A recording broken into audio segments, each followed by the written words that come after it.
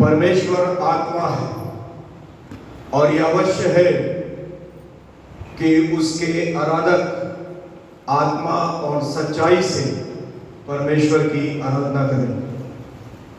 अभी आपने गीत गाया, करेंगे हम परस्तिश आत्मा और सच्चाई से। परस्तिश आत्मा और सच्चाई से न हो तो वो परस्तिश नहीं है। इबादत आत्मा और सच्चाई से न की जाए तो वो इबादत नहीं। जब कभी हम परमेश्वर के सम्मुख आते हैं तो हमें शरीर को, शरीर के कामों को, शरीर की सोच को त्यागना होता है।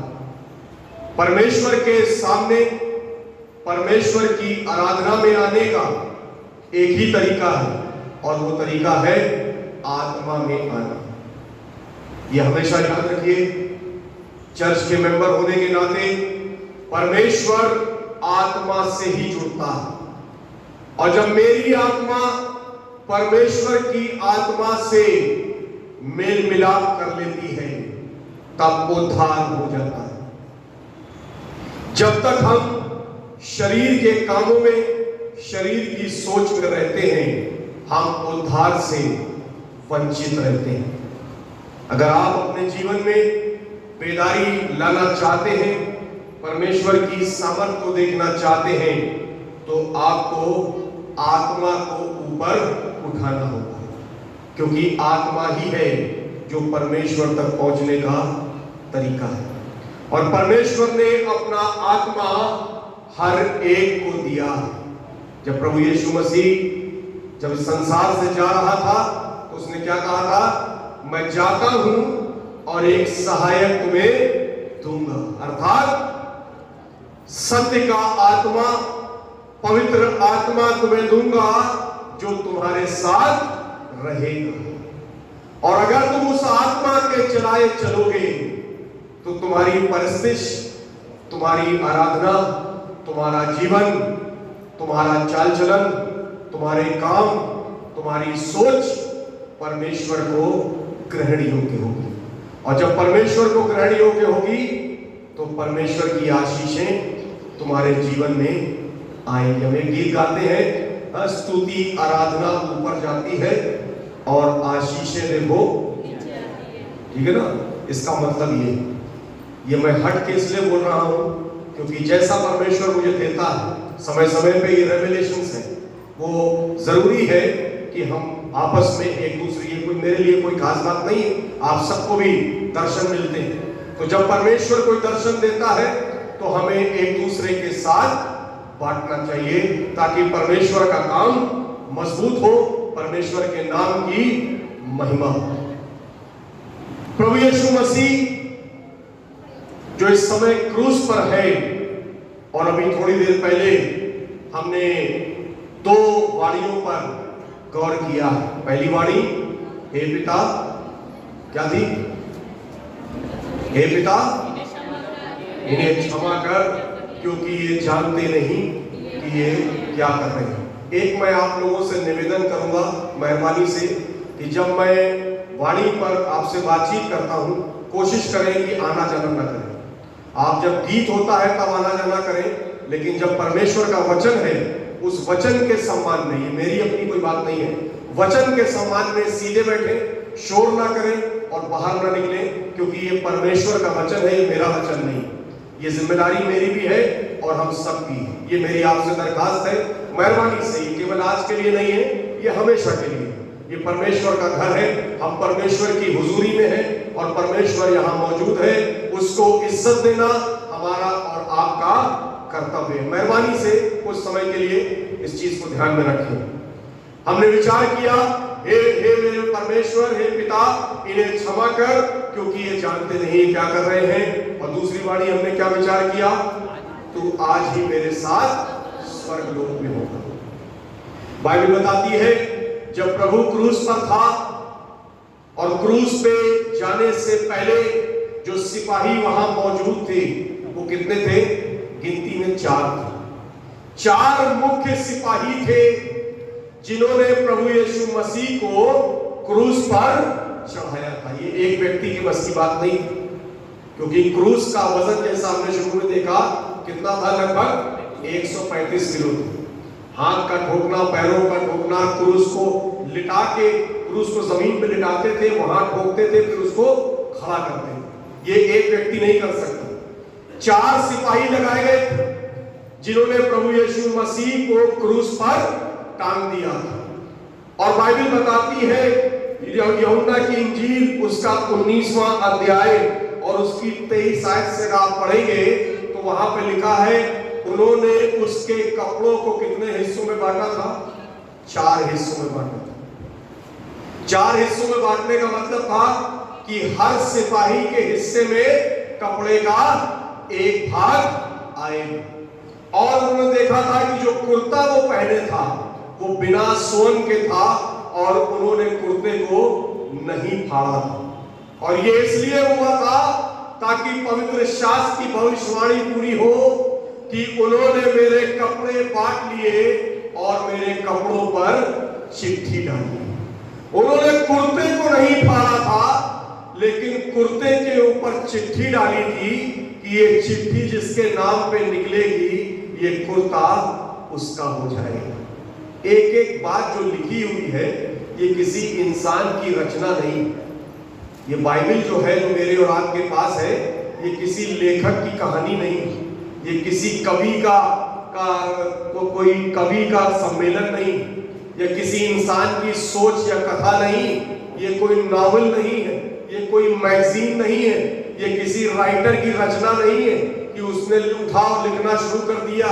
ये परमेश्वर का जीवित वचन। यूहन्ना 1:1 आदि में वचन था, वचन परमेश्वर के साथ था और वचन। जब बाइबल आपके हाथ में है तो ये परमेश्वर का वचन है और बाइबल कहती है यही परमेश्वर है। ये परमेश्वर की सामर्थ है, ये जीवित है, ये कायम है, ये कल, आज और युग न युग एक साथ। ना तो परमेश्वर बदलता है, ना परमेश्वर का वचन बदलता है, ना परमेश्वर के वायदे बदलते। हम और आप बदलते हैं, इंसान बदल जाता है, इंसान की बातें बदल जाती हैं, इंसान के वायदे बदल जाते हैं, परमेश्वर नहीं बदलता। उन्होंने उसके कपड़ों को फाड़ा, 4 भाग किया, कुर्ते को नहीं फाड़ा, ताकि ये भविष्यवाणी पूरी हो कि उन्होंने मेरे कपड़ों को बांट लिया और मेरे कपड़ों के ऊपर चिट्ठियां डाली। और बाइबल में लिखा हुआ है उसके बाद उन्होंने उसे क्रूस पर टांग दिया। और जब वो क्रूस के ऊपर है तो उस क्रूस के नीचे कुछ लोग मौजूद हैं, और जो लोग मौजूद हैं उनमें ज्यादा तादाद महिलाओं की। और आज भी चर्च में ज्यादा तादाद किनकी होती? अमूमन यहां पे भी मैं कुछ ऐसा ही देख रहा हूं, महिलाएं ज्यादा है और जेंट्स। ये कुछ अजीब बात है, लेकिन ये बहुत सारी जगहों पे हमको देखने को मिलता है। महिलाएं ज्यादा समर्पित होती है। इसका मतलब ये नहीं कि पुरुष नहीं, लेकिन कुछ ऐसा है। प्रभु यीशु मसीह की क्रूस के नीचे भी महिलाओं का झुंड खड़ा हुआ, और उस झुंड में उसकी अपनी मां मरियम है, उसकी बहन है मरियम मगदलीनी है। मरियम मगदलीनी कौन है? जिसके अंदर से प्रभु ने 8 दुष्ट आत्माओं को निकाला। और जब प्रभु यीशु मसीह सेवकाई करता था तो ऐसा माना जाता है कि उसके पीछे लोग चलते थे, झुंड चलता था। एक पुरुषों का झुंड होता था और एक महिलाओं का झुंड होता था। जैसे यहाँ पे एक तरफ लेडीज बैठी है और एक तरफ जेंट्स बैठे। पुरुषों के झुंड को पतरस लीड करता था और महिलाओं के झुंड को मरियम मगदलीनी लीड करती थी। मरियम मगदलीनी वो महिला थी जिसने परमेश्वर की सामर्थ को देख लिया।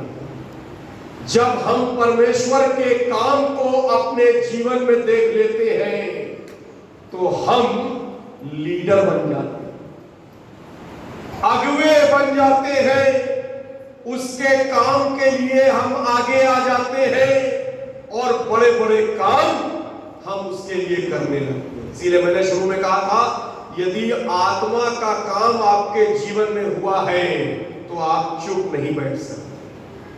परमेश्वर का आत्मा विवश करता है कि मनुष्य परमेश्वर की आराधना करे, परमेश्वर की महिमा करे। और यहां पर लिखा है कि इस क्रूस के नीचे मरियम भी थी, मरियम मगदलिनी भी थी, क्लोपास का क्या लिखा है, क्लोपास की पत्नी मरियम भी वहां मौजूद थी। और प्रभु ने जब ऊपर से नीचे देखा तो उसने क्या कहा, उसने अपने एक चेले से जिससे वो प्रेम रखता था, और इस चेले के बारे में कहा जाता ये कोई और नहीं बल्कि यूहन्ना था जो प्रभु का प्रिय चेला था। और उससे कहा, देख हे नारी, देख ये तेरा प्रिय पुत्र है और ये तेरी माता है। और आगे लिखा है वो चेला उसको अपने घर में, वो चेला उसको अपने घर ले गया। प्रभु यीशु मसीह की मां मरियम, जिसको परमेश्वर ने चुना, हम और आप जानते हैं जब हम क्रिसमस मनाते हैं तो हम उस पूरी कहानी को जानते हैं, उस पूरे विवरण को, कहानी तो नहीं बोलूंगा, उस पूरे विवरण को हम जानते समझते हैं। मरियम एक महिला थी जिसको परमेश्वर ने चुना था कि वो कुंवारी होकर गर्भवती होगी और एक पुत्र जनेगी जिसका नाम इम्मानुएल रखा जाएगा। परमेश्वर के द्वारा चुनी गई महिला थी जिसको परमेश्वर ने अपनी योजना के लिए पकड़ लिया था। लेकिन जब उसको परमेश्वर ने पकड़ लिया था तो उसने बहुत सारे कष्टों को भी अपने जीवन में सहा। जब हम परमेश्वर की सेवा में आ जाते हैं, परमेश्वर से अपने आप को जोड़ लेते हैं, तो हमें यह ध्यान रखना चाहिए कि हमें कष्ट उठाने पड़ेंगे। और जैसे ही प्रभु ने उसको पकड़ा था, उसके जीवन में कष्ट आने शुरू हो गए थे। जब प्रभु की पैदाइश हुई थी तो उसके पास स्थान नहीं था, वो उसको लेके घूम रही थी और उसने सराय में उसको रखा था। जब प्रभु की पैदाइश हुई थी, लूका की इंजील उसका 2 अध्याय और उसकी 25 आयत से पढ़िए, वहां पे लिखा है, जब उनके शुद्ध होने के दिन पूरे हुए और मूसा की व्यवस्था के अनुसार उसके माता पिता प्रभु को मंदिर में लाए, तो वहां शमौन नाम का एक व्यक्ति था। आप पढ़िएगा बाइबल। और शमौन कौन था? परमेश्वर का जन था। परमेश्वर का आत्मा शमौन के अंदर वास करता था और परमेश्वर ने शमौन से कहा था कि जब तक तू प्रभु के मसीह को ना देख लेगा तब तक मृत्यु को ना देखेगा। और जब मरियम और यूसुफ प्रभु को लेकर मंदिर में आए थे, छोटा बालक था, शमौन ने प्रभु को गोद में लिया था, आशीष दी थी और उसने मरियम से कुछ बातें कही। लूका की इंजील उसका 2 अध्याय उसकी 32, 33, 34, 35 आयत में कहा था, हे मरियम, याद रखना ये इज़राइल में बहुतों के गिरने और बहुतों के उठने का कारण होगा। इसके विरोध में बातें की जाएंगी।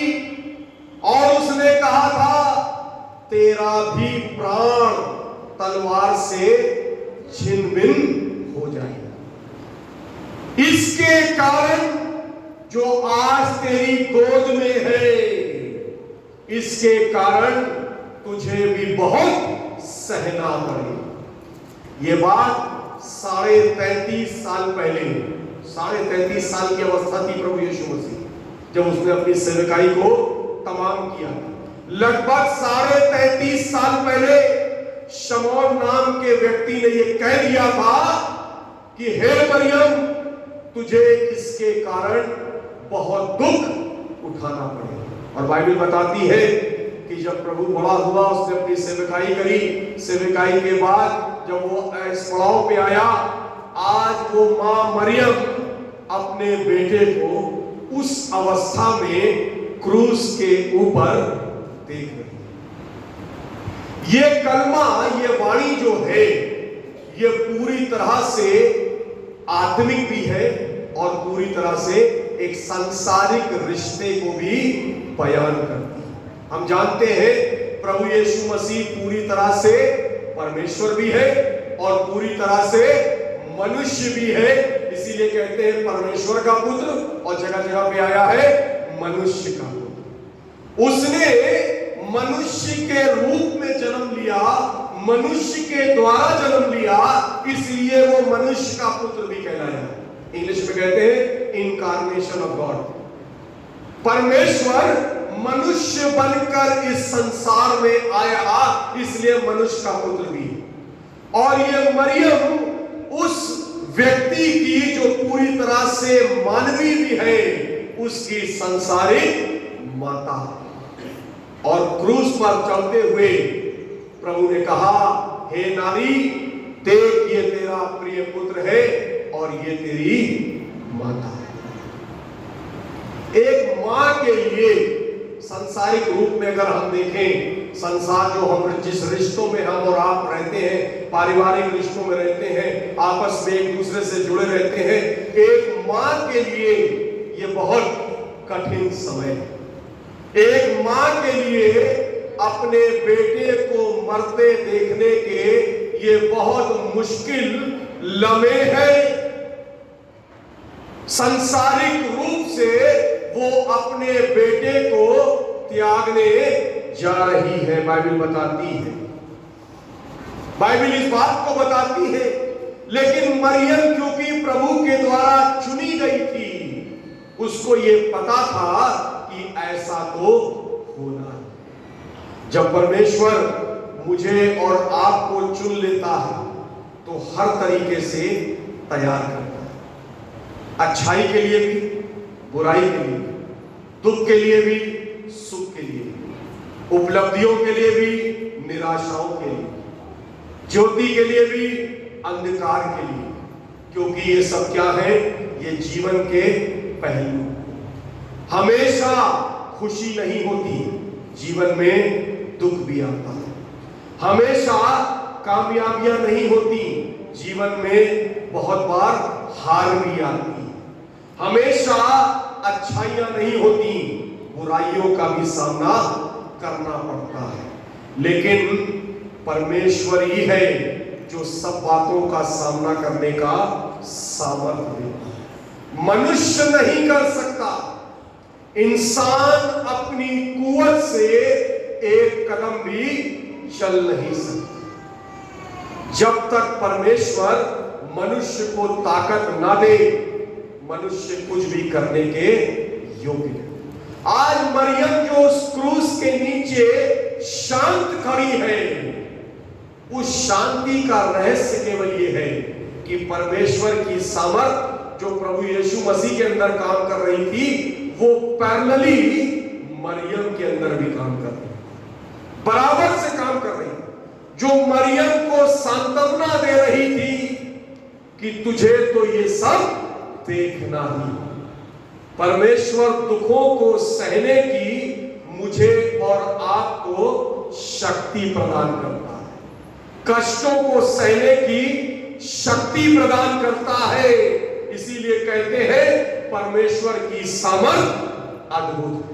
पौलुस कहता है, जब मैं कमजोर होता हूं तभी मैं, कहता है, एक कांटा मुझ में चुभाया गया है, हे परमेश्वर हो सके तो ये मुझ में से निकल जाए।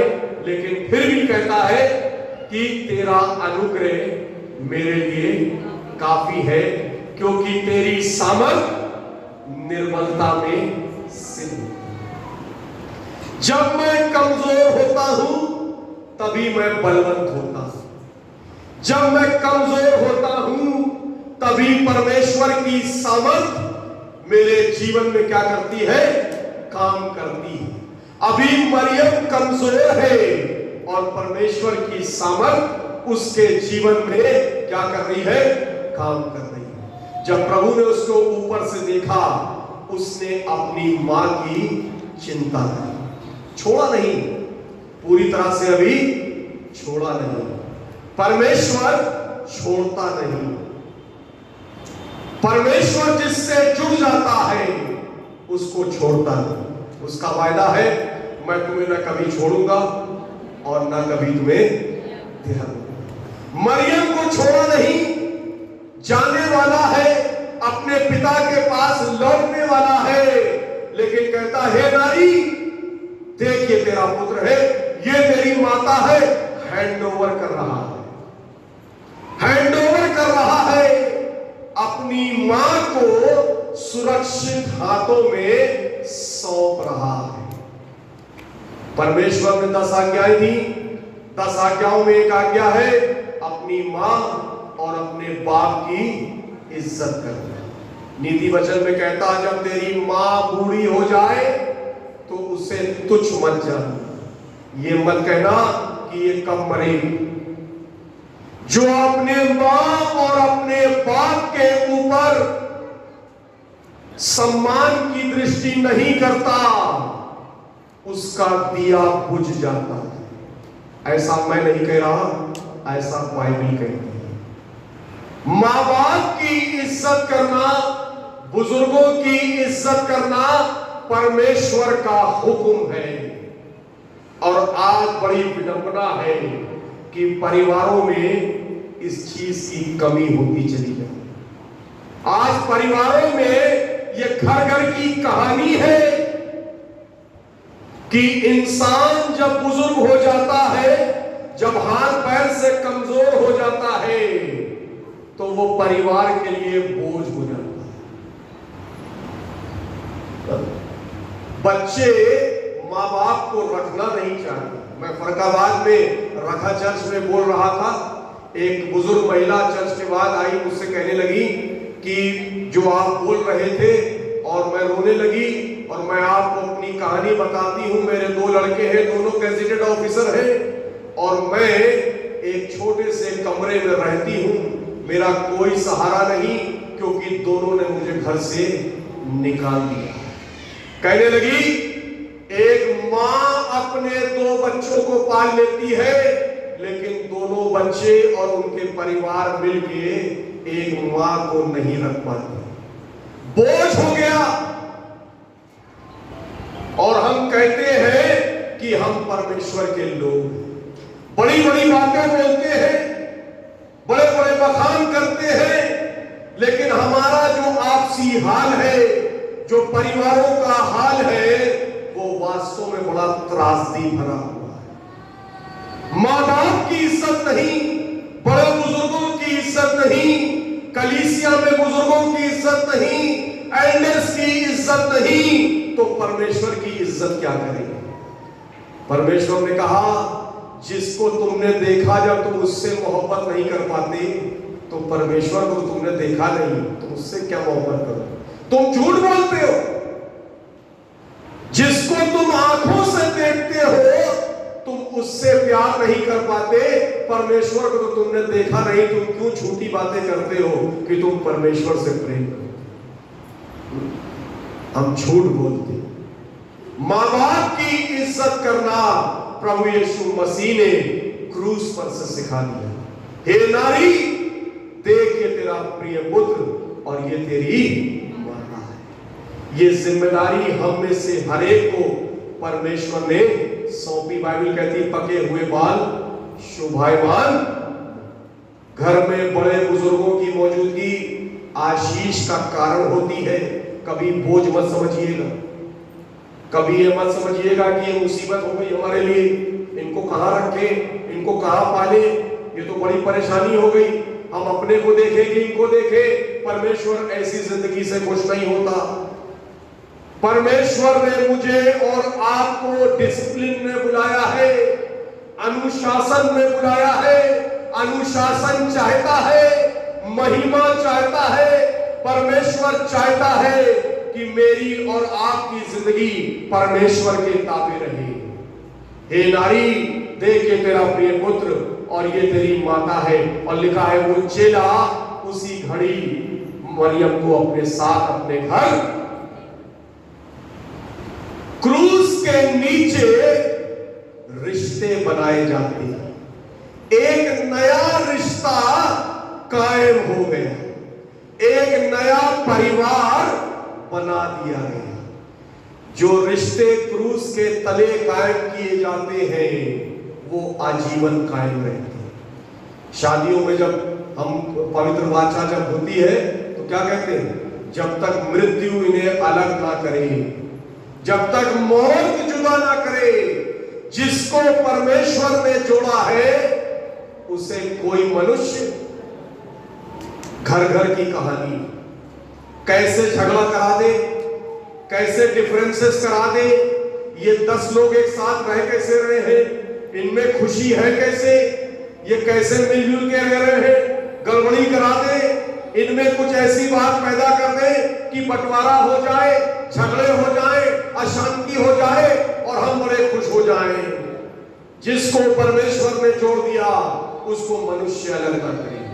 जो व्यवस्था परमेश्वर ने ठहरा दी उसके विरोध में कोई भी इंसान काम ना करे। वो चेला उसी घड़ी मरियम को लेके अपने घर चला गया। क्रूस के तले परिवारों की स्थापना की जाती है और जो परिवार क्रूस के तले रहते हैं वो फलवंत होते हैं, वो फलवंत होते हैं। प्रभु यीशु मसीह के भी अपने भाई बहन थे। बाइबल बताती उसके 4 भाई और भी जिक्र है बाइबल में। मत्ती की इंजील उसके 13वें अध्याय में आप पढ़ेंगे, 55वें आयत से दिया हुआ। उसकी बहनें भी थी, लेकिन इस समय जब वो क्रूस पर है कोई नहीं, कोई नहीं, केवल उसकी मां है और चेला है। जब समय आता है तो हमें एक दूसरे का साथ देने की आवश्यकता है। जितना परमेश्वर से जुड़ना जरूरी है उतना ही हमें एक दूसरे से भी जुड़ना जरूरी। ये परमेश्वर की इच्छा ही नहीं बल्कि परमेश्वर की क्या है? आज्ञा है। सवाल ये है आज मानवीय रूप से हम कैसा जीवन जी रहे हैं? एक परिवार के सदस्य होने के नाते, एक बेटे होने के नाते, एक बेटी होने के नाते, माँ बाप होने के नाते, कलीसिया के सदस्य होने के नाते आज हमारा जीवन कैसा है? क्या हम इन बातों में परमेश्वर के प्रति सजग हैं, परमेश्वर की आज्ञाओं को पूरा कर रहे हैं, या हम इन बातों से भटके हुए हैं?